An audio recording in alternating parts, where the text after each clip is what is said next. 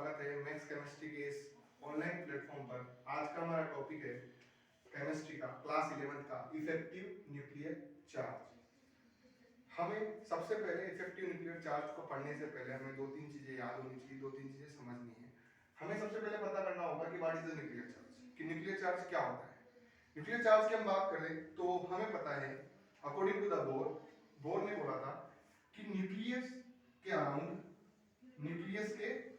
Around electron जिस path पर move कर रहा है, इलेक्ट्रॉन जिस पाथ पर मूव कर रहा है उसे हम बोलते हैं सेल्स, यानी कि कोश। हम उसे बोलते हैं कोश या फिर हम बोलते हैं उसको सेल्स। तो हमें पता है कि ये न्यूक्लियस है और न्यूक्लियस पर पॉजिटिव चार्ज होता है। हम पता करना चाह रहे हैं कि न्यूक्लियर चार्ज क्या होता है। So what is the nuclear charge? First shell, this is called the first shell and this is called the second cell. n is equal to 1 and n is equal to 2. हमें पता है कि इस जो first cell है, first cell में number of electrons कितने होंगे उसके लिए हमें फॉर्मूला पता है 2n²। हम नंबर ऑफ इलेक्ट्रॉन्स निकालते हैं फर्स्ट सेल के लिए तो हमें पता है किसे निकालते हैं 2n² से। किसे निकालते हैं 2n², जहां n बराबर क्या होता है number of shells, n is equal to number of shells. तो सो n बराबर 1 के लिए हम देखेंगे कि नंबर ऑफ इलेक्ट्रॉन्स को 2 1 का स्क्वायर, इट मींस 2 into 1 2, यानी कि n बराबर 1 शेल के अंदर कितने इलेक्ट्रॉन होंगे? 2 इलेक्ट्रॉन होंगे हमारे पास। कितने इलेक्ट्रॉन होंगे? 2 इलेक्ट्रॉन। फर्स्ट सेल में हमारे पास 2 इलेक्ट्रॉन होंगे।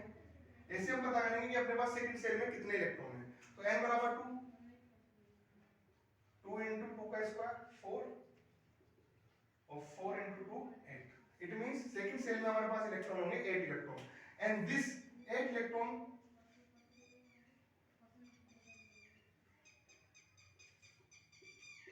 और ये 8 इलेक्ट्रॉन जो कहलाएंगे वो कहलाएंगे आउटर मोस्ट सेल के electron.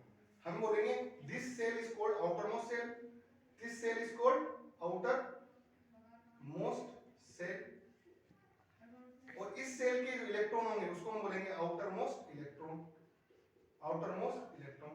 This shell is innermost shell, this shell is inner shell, और इसके इलेक्ट्रॉनों को बोलेंगे हम इनर इलेक्ट्रॉन। हमें पता है कि ऑलवेज पॉजिटिव और नेगेटिव के बीच में हमेशा क्या होता है अट्रैक्शन। नेगेटिव हो, पॉजिटिव हो, आपस में क्या करते हैं रिपल करते हैं। तो हमें पता है कि न्यूक्लियस पर प्लस चार्ज होता है एंड इलेक्ट्रॉन पर माइनस चार्ज होता है। तो ये न्यूक्लियस इस इलेक्ट्रॉन पर एक फोर्स लगाएगा, अट्रैक्टिव फोर्स। कौन सा फोर्स? Attractive force. और यही जो फोर्स है जो न्यूक्लियस के द्वारा इलेक्ट्रॉन पर लगाया गया है इसे ही हम बोलते हैं न्यूक्लियर चार्ज, इसे हम बोलते हैं न्यूक्लियर चार्ज। जो फोर्स ये इस इलेक्ट्रॉन पर ये न्यूक्लियस लगा रहा है उसे हम बोलते हैं न्यूक्लियर चार्ज।